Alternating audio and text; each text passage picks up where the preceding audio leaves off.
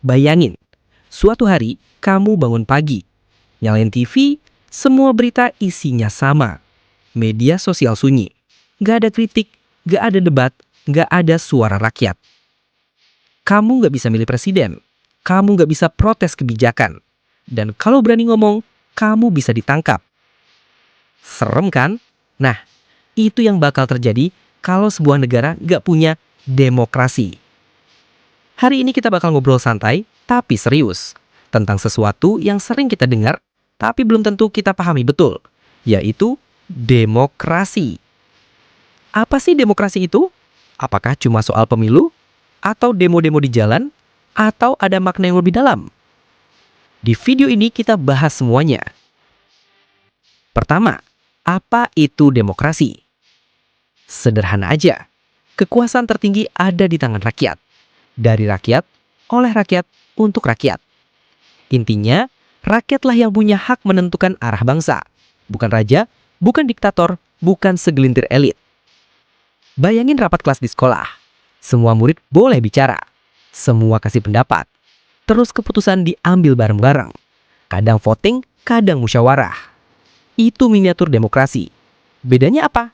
Di Indonesia jumlahnya bukan puluhan, tapi ratusan juta orang. Sekarang, gimana cara demokrasi jalan di Indonesia? Pertama, lewat demokrasi. Kita bisa milih presiden, DPR, kepala daerah, sampai kepala desa. Satu suara mungkin kecil, tapi kalau digabung, itulah yang menentukan arah bangsa.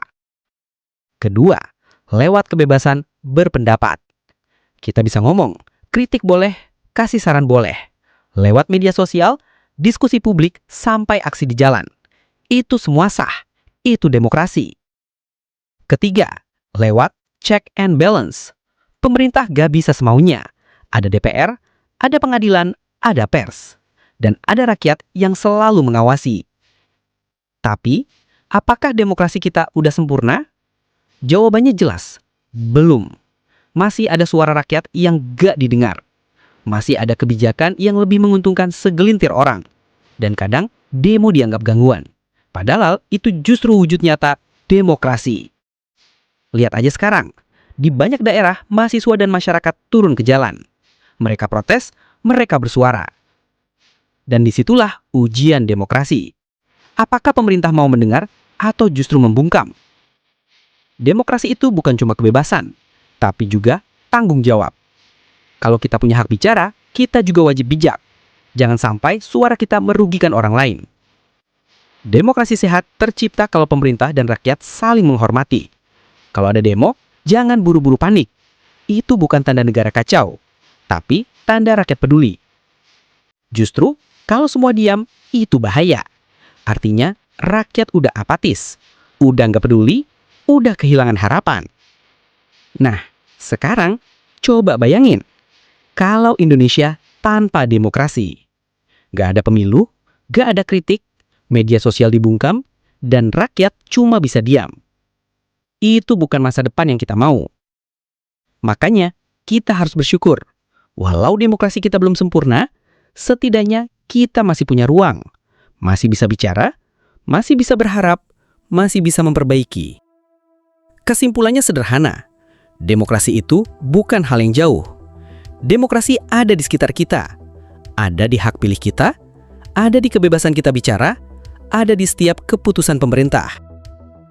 Demokrasi itu bukan hanya kebebasan, tapi juga tanggung jawab. Kalau kita punya hak bicara, kita juga wajib bijak. Jangan sampai suara kita merugikan orang lain. Demokrasi sehat tercipta kalau pemerintah dan rakyat saling menghormati. Kalau ada demo, jangan buru-buru panik. Itu bukan tanda negara kacau, tapi tanda rakyat peduli. Justru kalau semua diam, itu bahaya. Artinya rakyat udah apatis, udah nggak peduli, udah kehilangan harapan. Demokrasi itu ibarat nyawa sebuah bangsa. Kalau dijaga, bangsa hidup. Kalau diabaikan, bangsa bisa mati pelan-pelan. Maka, mari kita rawat. Jangan biarkan hilang, jangan biarkan dimanipulasi, jangan biarkan dipakai segelintir orang. Ingat, kalau rakyat bersatu, suara kita lebih kuat dari kebijakan apapun yang merugikan. Sampai ketemu di video berikutnya. Dan jangan lupa, jaga demokrasi. Karena masa depan Indonesia ada di tangan kita.